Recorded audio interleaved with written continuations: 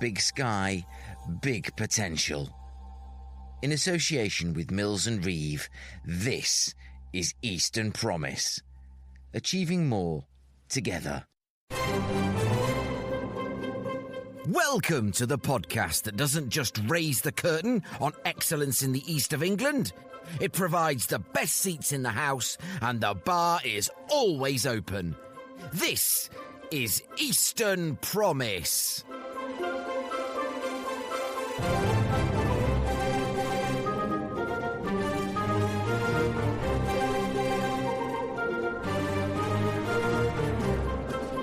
I'm Mike Rigby, and this week we begin a new run at the theatre. No, not a live Eastern Promise show. Not yet, anyway. No, Norwich Theatre, to be precise, where I'll be chatting to CEO and creative director Stephen Crocker. I'll be asking Stephen about his career to date, the impact of Norwich Theatre on the city, and the place of culture in society and the wider economy. Please take your seats for tonight's performance. The orchestra is playing the overture, and it's 1 minute to curtain up for Stephen Crocker on this week's Eastern Promise.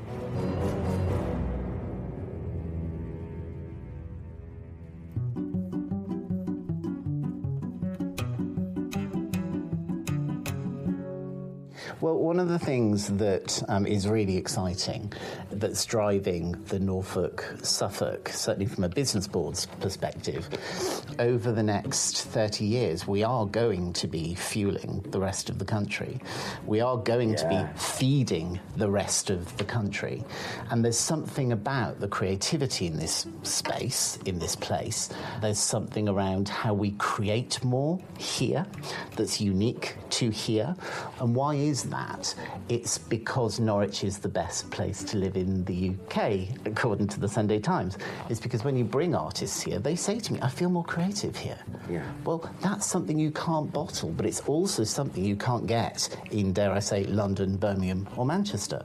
You know, it is an easy place to be, and, you know, when artists feel in that space, then they create better work. So it's that, you know, really seeing this region as a driving force for creative well-being. Ah, the theatre. Few artistic offerings are so bound up with human history. From Thespis of Icaria in ancient Greece, through Shakespeare and the Lord Chamberlain's Men, all the way up to the West End and Broadway. The east of England is very well served by its theatres, and a good thing too, because regional theatre has a much broader, richer and deeper role in the arts and culture than the big-ticket offerings in the capital. To find out more, I sat down with Chief Executive and Creative Director of Norwich Theatre, one of our region's largest clusters of theatrical excellence, at the Norwich Theatre Royal itself, to tweak the mystical curtain aside. Act 1, Scene 1, enter a talented interviewer. Stephen Crocker, Chief Executive of, and Creative Director, let me not miss that part, Stephen Crocker, Creative Director and Chief Executive of Norwich Theatre. Welcome to Eastern Promise. It's actually a pleasure to be here, and thank you so much for your time today. Oh, thank you for having me. It's lovely to talk to you. I feel very, very honoured and humbled having seen your back catalogue of speakers. I hope I can live up to it. No, of course you can. Don't say things like that. You make me feel... Dearie me. So, let us start at the beginning. We are here at the theatre. I feel I'm backstage now. This is where, as they say, the magic happens, if I can deploy a cliche. So, let's start with the obvious and the simple bits. Who is Stephen Crocker? Stephen, it's over to you. Well, it's been my absolute privilege and honour to do this job leading Norwich Theatre, as we now are known, for the past 10 years, actually. And it's been 10 extraordinary years in the life of this organisation, I guess in everyone's lives, because there are a few years kind of in the middle of the past 10-year period that are a bit funky, I think it's fair to say. Yes. So for me, reflecting on that time. I've said this a lot recently. It kind of feels like I've done 3 jobs here rather than 1. You know, the kind of bit before COVID, you know, I was a new leader coming in. My predecessor had done this job and achieved such a lot for 25 years before that. There's always that sort of natural period of change of leadership in an organisation. Then, you know, the extraordinary hit, and it truly was an extraordinary period of time, not just for this organisation, for, you know, arts and culture in general, and it taught us an enormous amount. We were forced to change enormously, and we were put on the brink of threat, of a real existential threat. And then the years since then have been about renewal, regrowth, re-ambitioning what this organisation can do, you know, and seeing arts and culture and the creative industries in a whole new context. So that's been my joy for the past 10 years before that. I mean, going back before that, I've always worked around arts and culture. I trained as a singer, so I've stood on stages and done my bit. I can feel that. But I've always been fascinated in what sits around the very core of telling stories, creating artistic work, and the creative skill set. And I suppose I've been lucky enough to be able to kind of explore that in different roles and with different organisations in different cities, in different contexts ever since. Well, what I found extraordinary about this place, and in the years since you've been at the helm, is the breadth of all the things the theatre's been doing. It's absolutely incredible. There's just been an award I was just reading up last night for the Theatre of Sanctuary, yes, which is magnificent. Yeah. Congratulations to you all on that one. It's very important, and I think everyone, the people who listen to this podcast, will agree that that's really important and a wonderful thing. But there's so much more than that. There's all the work around diversity, inclusion, accessibility, children and families. So tell us a bit about where all that, the influence, the inspiration for broadening the offer and making it such an important part of the community came from. Was it, for example, did it come out of COVID? I think to a degree, yeah. I think from my point of view, it probably does go back that full 10 years when I was sort of, you know, came to look at this role and you know, potentially moving here to take on this role if they wanted me. I kind of came to Norwich and Norfolk, and you know, I'd known these places before, but I had to get here to get it. Yes. And that was a real important thing for me because, you know, and it's wonderful that just over this last weekend, Norwich has been recognised as the best place to live in the UK, which I genuinely think it is. And I did think that 10 years ago. There's something about this place where there is a kind of respect for culture and creativity that doesn't actually exist everywhere else. There's something about it genuinely being in the bones of the place, and I felt that. And in taking on leading this organisation, I suppose from the get-go, my thinking was actually, how can we work harder? How can we maximise that? How can we take, you know, having these massive assets in this glorious city, in this amazing part of the world, and just drive harder, actually, and drive, you know, more impact. That's where it started. It started with lots of conversations around ambition. What kind of organisation are we? You know, Norwich Theatre, just before COVID, grew out of that. You know, we are one organisation with 3 stages and a lot of other work. We aren't a set of buildings. That was a really important shift from my point of view and from the organisation's point of view. And then, yeah, COVID, I suppose, to a degree, turned a mirror on organisations like this, because you ask yourself the question, how can you be a theatre when you don't have a theatre? Yeah. You know, it's the question we needed to learn in the years prior to it. You know, I'd rather that, you know, we weren't forced to shut the door because that was terrifying from a business sustainability point of view. But we had to ask ourselves, you know, if we're not about that, what are we about? And what we hit upon during that period of time is togetherness. Because, you know, there were people who came to the theatre who were saying they miss us. And were they missing us because they had no entertainment? There was plenty on telly, you know, books to read. Actually, they're missing that sense of being together. And then when we started doing the tented seasons we did during that period of time, we quickly saw that the people coming weren't people that ever came to the theatre before. Yeah. They were coming because we provided togetherness, and creativity was that route to togetherness. And that sparked a whole load of thinking around, if you scratch below the surface, yes, we fill our stages with amazing work. Yes, we want people to come and have a good time. Yes, we want all of that. But actually, what does that mean? And that set in train the last strategy for Norwich Theatre, Creative Experiences, is what that was called, which had, some real bold ambitions around community impact, around social impact.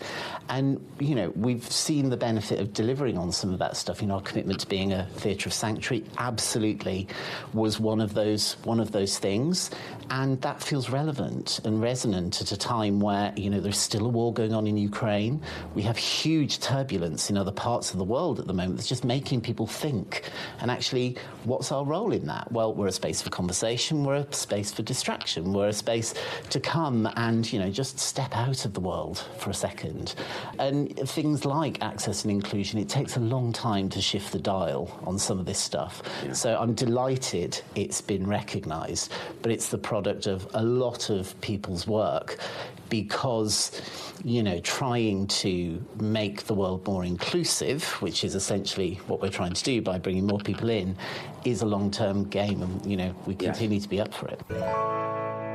It's just a wonderful thing that you've got this breadth of offer from what must be, and I'm willing to stand corrected, but probably the biggest theatre, or at least it's a theatre organisation in our region, because I can't think of anywhere else that has this kind of breadth of, you've got the Playhouse, Stage 2, etc. Yeah, I think in scale we are kind of up there, and what comes with that is both opportunity and, I've always said, responsibility, and I suppose the theatre in this country is quite an interlocked infrastructure, and as Norwich Theatre, we serve a huge landmass, particularly in terms of the large-scale shows we put on the stage at Theatre Royal, because there isn't another stage that can take those shows for quite some distance around. Milton Keynes probably the nearest, actually, or going down into London. So in terms of how we select the work for that stage, we could, if for some reason we chose people ask me all the time, why don't you just programme musicals? Well, actually, there's a whole swathe of other art forms at the large scale that just wouldn't be seen. It comes with real responsibility, kind of creating that balance in the programme. And I think you're right that, people can be impacted in ways that are either, very direct. Our creative engagement, our creative learning programme is kind of delivering kind of direct social benefit to people. But the power of all three of our stages, and indeed work that we do through our Beyond programme, which takes work outside of the buildings, we now also tour work, is it's about how people are impacted by the stories you tell and those people that are telling them. So a lot of our work around Theatre of Sanctuary, for example, is about platforming stories of those that have been in flight, those that have had to seek sanctuary, and now increasingly engaging them as artists, because there's a story that I've told a number of times before, and I'll share it again, around diversity of representation. When I first came, and we all know that Norfolk is not ethnically and culturally and racially the most diverse place in the country. We all know that. And the statistics tell us that. When I first came to this region, somebody said, well, we don't need to worry so much about diversity because we haven't got a lot of it here. And it was a remarkable thing for somebody to say who should know better. You're quite. Actually, I was just thinking that. Yeah, but actually, and they will remain anonymous. No, I wasn't going to ask you name and shame. But actually, I think it poses a greater challenge in a place where actually we do have incredible pockets of diversity. Norwich is, increasingly becoming, a real vibrant place in terms of, significant representation. But to constantly platform stories so that we don't other, one of the big challenges that theatre can help with at the moment is bringing unity over division by making the telling of diverse stories part of our everyday life, because we seem to live in a world at the moment where all we want is tribalism and one thing versus another, or polarity. And actually, I think theatre and storytelling is that space where it can all come together. So going back to the Playhouse, you're about to renovate it. Now, I've seen various comedians and taken my daughter to various shows. I think Sarah and Duck at the Playhouse. So, can you just talk us through what the plans are? Because it's a real sort of hugely important cultural part of Norwich, as is this building, but that's also, a unique part of that little street scene as well. So talk us through what the plans are. Well, Playhouse is an amazing venue. Its history as a building is fascinating. It was a maltings, and since ceasing to have that original purpose, it went through lots of different iterations.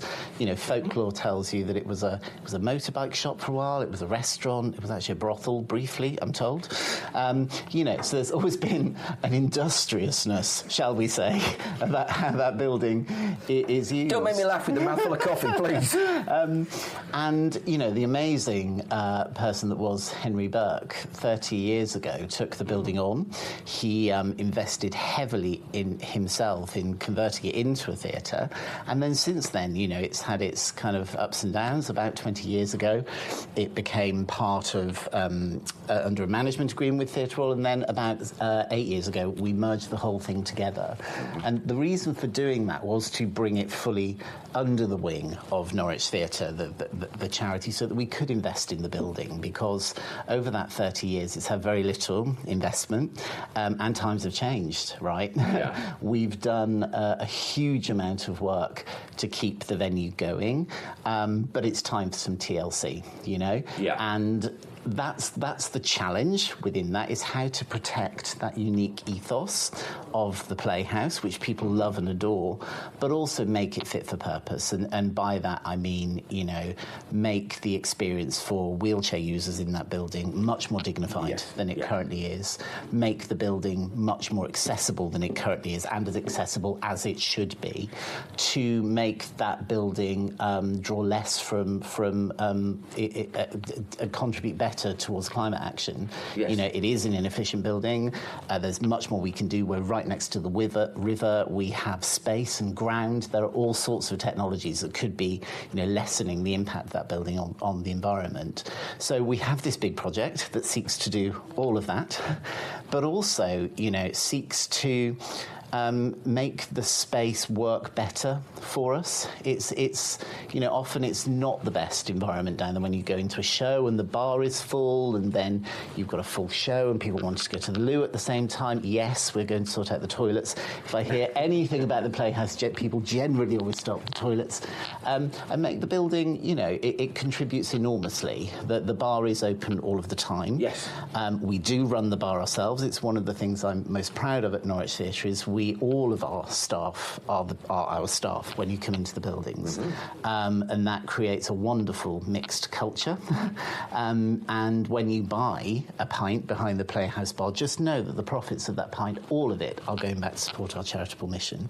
And I think that's a really important message. And the place is popular. We plan to extend the bar, create more spaces, more creative spaces, more community spaces. So we're very excited about it. It's actually a project that's been in mind for a long time. I was the person that almost went out to procure a project manager on the 15th of March 2020. That's how hopeful I was. And then a week later, the world changed. So we've dusted it off, gone back to it, and that will set the Playhouse up into the next 30 years. It is a very distinctive venue with it's got a unique feel to it, and I was interested because I don't think I've ever actually been out into the garden area. You don't hear many theatres. Oh, we've got a garden area, and the plans to make more of that were really interesting. And we'll try and find it on the, if we can find it on the. Is there a link we can link to for the Planning Explorer? We'll put it there. Please go and support it, and we will do the same here at Eastern Promise. Anyone going through the website and the writings and your LinkedIn newsletter, Spotlight it's called. Not that you didn't know, you knew it was called Spotlight, that's just for the listeners. I found the very clear statement of values was really impressive. And do you think it's easier, or there is something about being an arts and cultural institution that makes it easier to sort of hold those values more closely and be more open about them than it would another business in the city or another, absent charities, or it's just the way you do things? I think that's a really interesting question, actually, because that certainly the past 7-8 years has been a constant conversation in this organisation. We refreshed those values as we came out of COVID, and there was a lot of work that went into them and everything that we'd learned along the way. I think over recent years, we've stepped up to really live them out and really test ourselves in living them out. And I think, we do occupy a unique space. We straddle a number of different areas of the kind of economy, I suppose. We are we are very large in terms of the arts and cultural sector. Our business model means that we can speak more loudly than others, and we do, because of the uniqueness of our being self-subsidising. So we can own our own values. Our values aren't those of our paymasters to a degree, which is a real challenge. It's a huge challenge in the arts and cultural sector. It's been quite well publicised. The sense that government funding of the arts means a politicisation and the erosion of an arm's length principle between that funding, and I think that's very, very real, and we aren't in that position, and because of that I kind of feel a responsibility for us to own values and not be swayed from them. It's hard at times, but it's something I feel very passionate about. Our new strategy, which takes us from 2026 to 2032, introduces social justice and social impact into our narrative and our rhetoric, because that's what it's all about, right? Is, what the arts and cultural sector can do is, I was going to use the word levelling up, I'm not, but it is about driving social justice in a non-political way, really, that responds to place in quite a profound way. We are Norwich Theatre, we do work on an international level, but actually we're rooted here in the region, and I suppose what I've been doing over the past couple of years is to try and root us more hard at the centre of that and what the region needs now and into the future. But at the same time, we are a big business and we work very commercially. I think other businesses do struggle with that values-led thing, but I suppose I never have. But the test will be how we move to the next level with that. Yeah.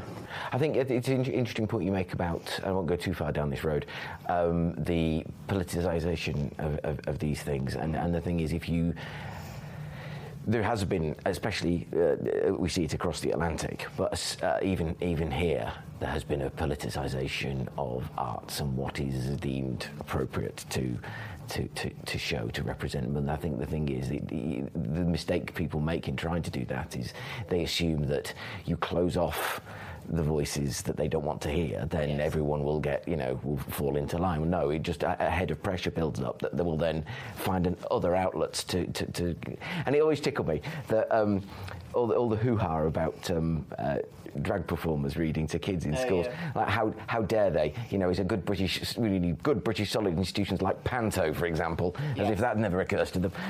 Here, end of the lesson. Yes, there are deep ironies within a lot of this, aren't there? And I suppose that is, how we as Norwich Theatre are finding that we do have a unique voice, and a unique voice that can convene as well, actually. One of the things I was most proud of last summer in Norwich, or certainly during the autumn last year, after, the issues around flags in our city, is that we were able to be a space of convening for people wanting to talk that through in our role as a theatre of sanctuary, and were perceived as a space where community leaders could not only come together that felt safe, but also come together not just to rail against these issues, but actually understand That's the most important the reasons behind. Whereas I think other organisations, particularly local government organisations or the police or community safety organisations, may have struggled to engage in that space, whereas we came very open with a kind of blank sheet of paper, just wanting to talk, listen and understand from a place of wanting to heal rather than wanting to fight. So, outside of Norwich, and we talked about the sheer size and scale of the offer here, so outside the bounds of Norwich, what would you say is the role of your role and the role of Norwich Theatre, and possibly even bringing your status as a Norfolk ambassador into this? And so what is the job of that theatre that, beyond just getting people from Norfolk villages like me to jump in their car, jump on the train, jump on the bus and come and watch a fantastic show here? I think it's multi-layered, isn't it? I think, from a theatre perspective, then theatre touring is interconnected. There is theatre policy around that's centralised, that's national, that we play a role in. We have a voice in for the region as the biggest theatre on the patch. So that's hugely important. A lot of my time and those of senior colleagues is spent working with peers across the whole country to make sure that flow of shows around the country continues to flow, and we get the very best here in Norwich for our audiences. I think that's the first point. I think that, at a regional level, we are a big contributor to the economy. I think that what I've learnt over the past couple of years being a member of the Norfolk Business Board is fascinating. To sit in those kind of economic discussions with colleagues from energy security, agri-food, advanced manufacturing, is to understand that the tradable economy, which are those fast growth sectors, can only grow with a strong foundational economy. And that foundational economy including health and social care, education, and arts and culture. To quote a colleague around the table, we've got to bring a lot of employees here. They want to come to a nice place to be. And the interconnectedness of that, I think that's where we can play a role and are trying to make the case for further investment in culture here, protection of what we've got, and as it being a flag bearer for how amazingly vibrant this region is across both counties, and it's fascinating. I find it really enriching. Actually, I feel that the sense of collaboration across Norfolk and Suffolk is really strong around devolution. I've made no bones about it. I think that devolution across the country is a really, really good thing. Yeah. And I think generally most political parties agree with that. It's not a political statement on my point. On my part, I think that, local leadership who know best both opportunities, challenges in a place, having that greater control over how money is invested is a really good thing, and that doing that in a joined-up way is good for all sectors. Absolutely, and we're seeing for our neighbours in Cambridge and Peterborough now, the Mayor, Paul Bristow, just announcing a mayoral development corporation for Peterborough, which is something mayors can do, which is something I hope we can embrace here and look at, taking on greater responsibility, power and resource to develop Norfolk and Suffolk in the way that we the people see it being done. Stage 2's a rather interesting little venue. Just tell me very briefly about that, because I'm thinking if I ever do an event in Norwich, it's sort of my go-to, because it looks like quite small and quirky, a bit like me. So tell us about Stage 2. Stage 2 this year celebrates its 10th anniversary of opening.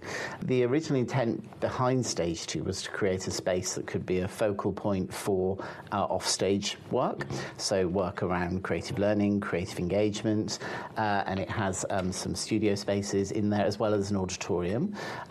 It sort of straddles that behind closed doors public space, in that we do programme public work into the auditorium. We also do lots of sharing of work.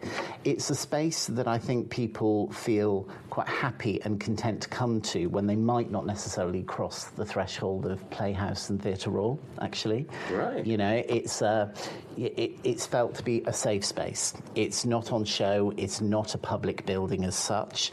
So a lot of this work that we do, particularly some of the Theatre of Sanctuary work, some targeted engagement work with underrepresented groups, can take place there, yet it is right next to the stage door.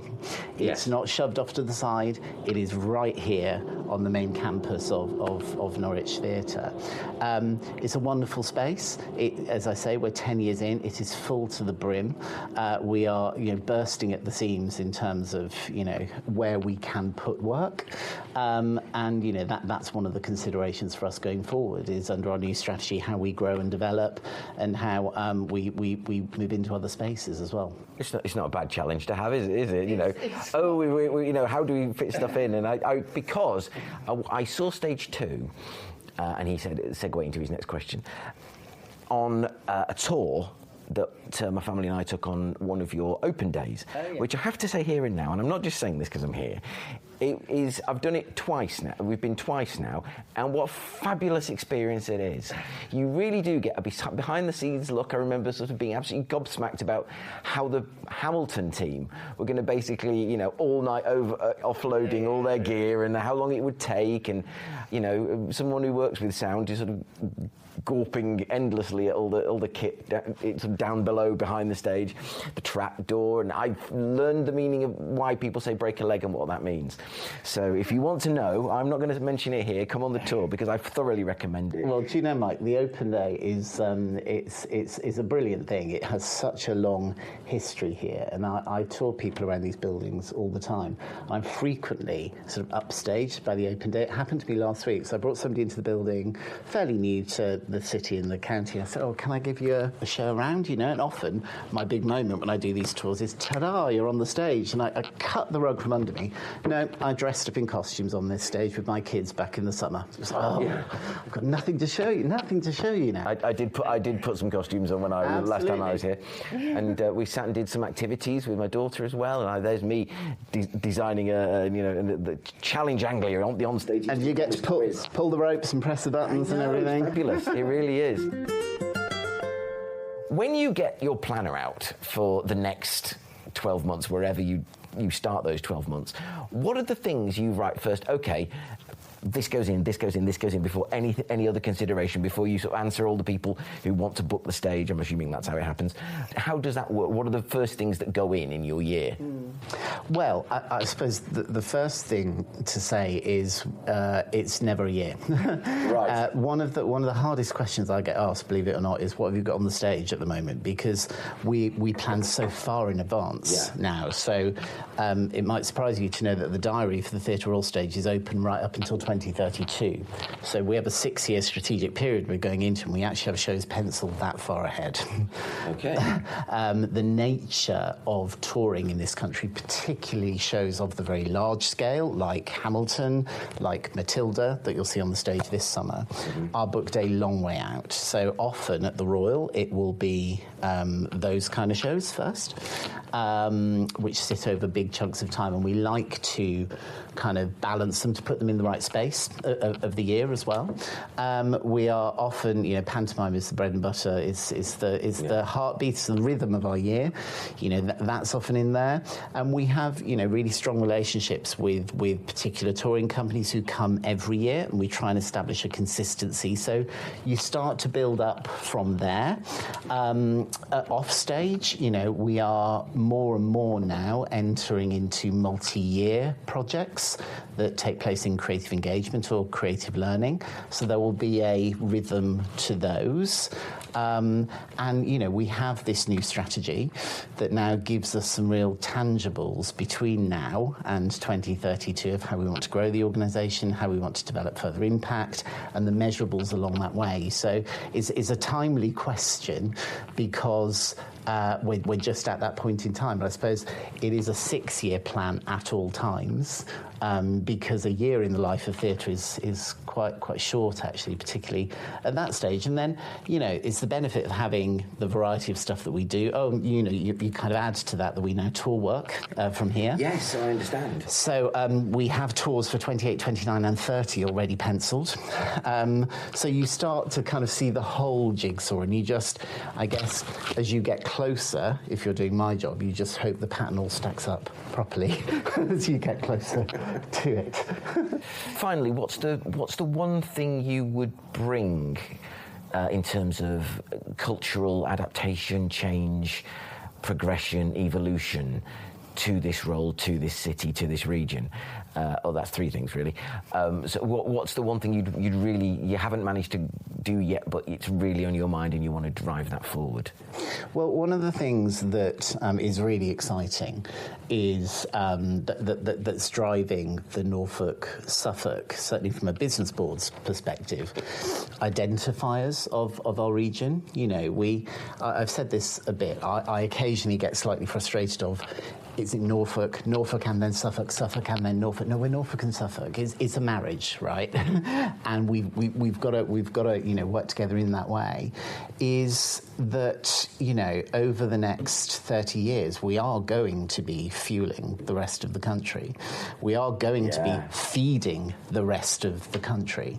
And there's something about the creativity in this space, in this place, that links to tourism. People come here to be refueled spiritually. That's what the culture sector does. People come on holiday here. Why do you go on holiday? Because you need a rest, you need refueling.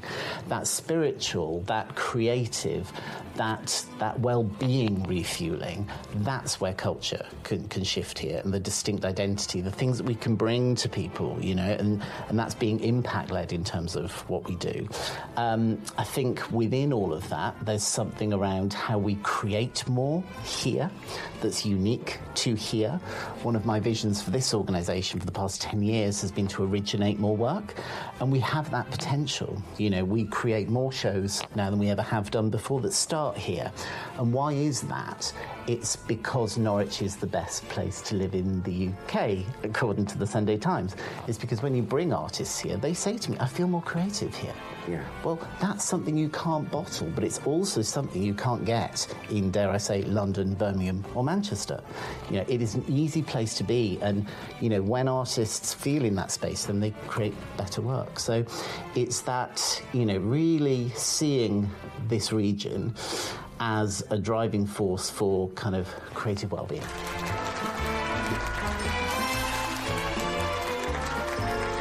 My huge thanks to Stephen, to Head of Advocacy at Norwich Theatre, Rebecca Lyon, and all the team at Norwich Theatre.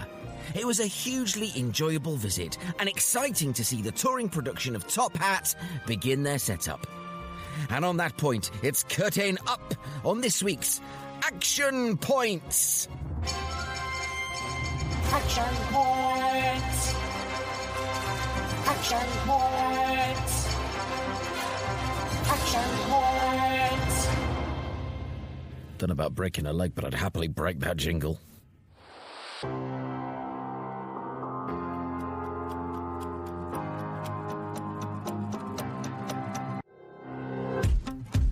Okay, action point numero uno. Our regional theatres are a fantastic resource, so use them. Action point 2. The touring theatres of our region provide a great opportunity to see and experience different forms of performance art. Give something new a try, because you never know whether ballet, opera, comedy, drama, or even panto. Action point 3. You'll have heard Stephen Crocker talk about the wider role theatre plays in our communities, such as the Theatre of Sanctuary. Take a look at some of these initiatives because they are very worthy of your support. And those are your Eastern Promise. Action Points. Action Points. Action Points.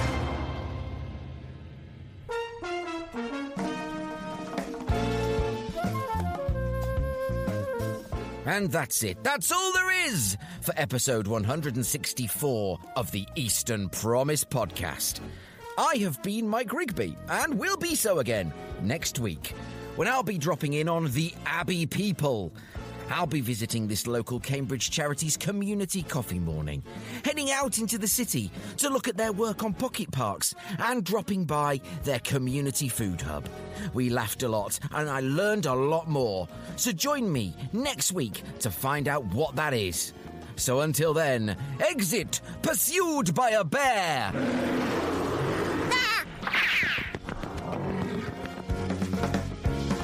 to hear other episodes of the Eastern Promise podcast and to find out more about what we do, go to our website at easternpromise.org.uk.